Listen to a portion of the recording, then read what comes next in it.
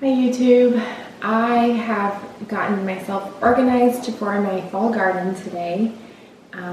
Just planning out when I'm going to plant and what things I'm going to plant.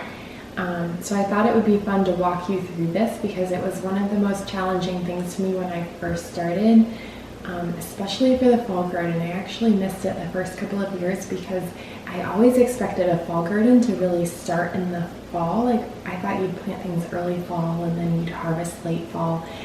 But you really plant the fall garden in the heat of the summer, and so it always kind of takes me by surprise of how early I have to start. So I thought I'd walk you through it today and maybe save a couple people from missing their first fall gardens. So to start with, you're going to get online and you're going to search fall frost date by zip code. There's a couple of different sites, but you just type in your zip code and it gives you your first fall frost date. Put that in your calendar and count the days that you have from now until your fall frost date, and that will give you just a rough idea of how much growing time you have left.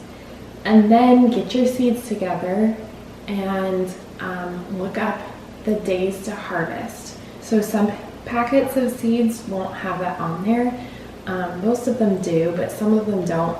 I would look up the exact variety that you have or you're going to get and look up that days to harvest. So like don't just look up carrot, but look up carrot cottager. I don't know if that's how you pronounce it, but and the days to harvest, and that way you know that variety, how much time you need for it to grow.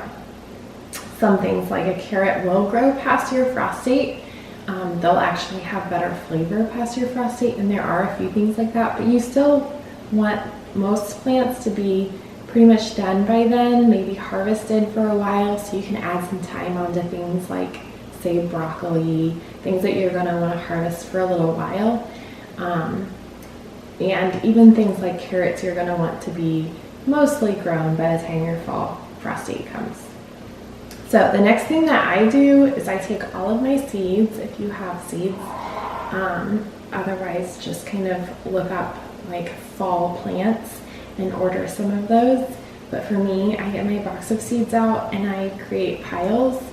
And I did this even when I first started, and I had all these seeds I thought would be fun to plant, and I realized that some of them weren't for summer planting, so then I had to separate them. So this is how I do it. I take all of my fall plants and I start piles. So inside now is one pile, so things that I start indoors by seed under lights. Succession start now, so some things you can succession plant, meaning like say beets. I could have actually started a while ago, and I could have started harvesting them really early fall, and then I could plant them say a week or two later, and I can harvest those a week or two later, and so on and so forth. So these are things that I can start now, but I can also continue to plant for a while after. And then I have an outside now pile. So things that I just want to plant directly in the soil now. So I actually created a list of kind of your basic fall plants, and the things that I start inside under lights and the things that I start outside. Just to give you an idea, because that was hard for me to understand when I first started. So lettuce, that can really be planted inside or outside, but I find that inside kind of gives you a little bit more guaranteed germination, and it just kind of helps boost the plant. They just do a little bit better. Just because it's really hot when you're planting these cool weather crops, and you have to keep that soil wet, otherwise they're not going to germinate, or they're going to germinate a little bit and then they die, or they're just they're just struggling because it's hot. So lettuce is one thing. You can definitely plant this outside by seed. I like to plant it inside. I just think it does a little better. Your brassicas are mostly going to be started inside. Now I have heard of some people starting this outside by seed, but it's not very common. I've never done it, and I just think it would be pretty hard, but maybe it can be done.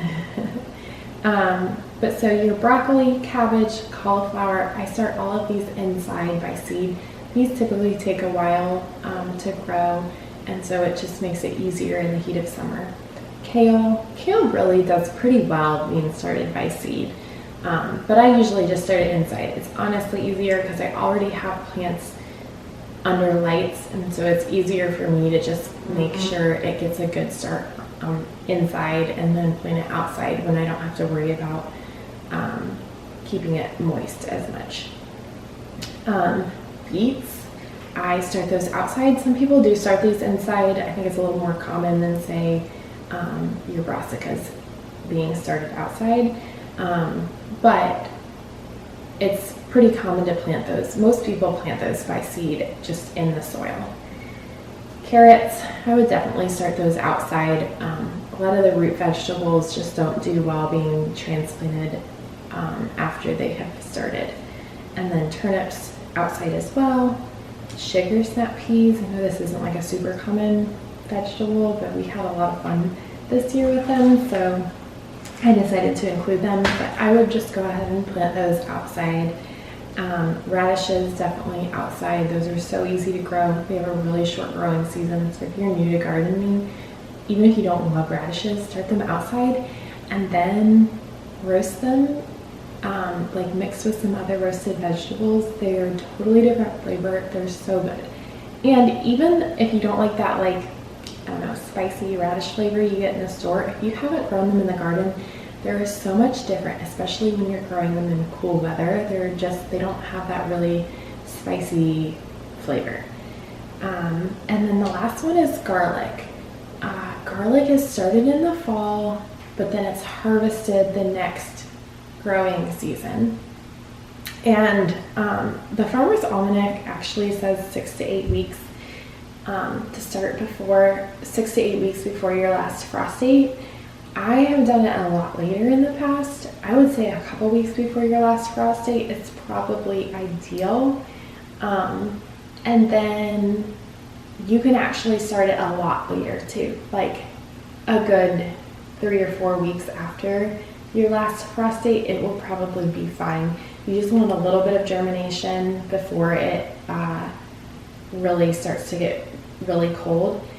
And then you'll see it really take off in the spring.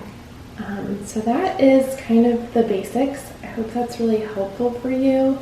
The fall garden does have a little bit less wiggle room than the spring garden. So if you miss, say, some of those windows, just be aware that in the spring, you don't have to be so exact because it warms up.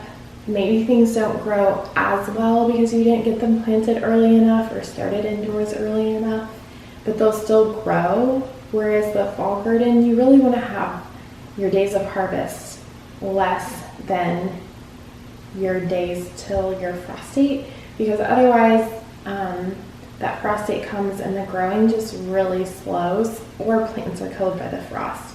So there's a little bit less wiggle room, but the thing that my mom and I always say is that the garden every year is a learning year, because there's always things that just you have a hard time with. So just enjoy it. If things don't grow perfectly, it's fine. There's always next year. This year is a learning year, and then look around at the things that are growing well, because that's when the garden becomes really fun. So I hope that you have a great fall garden.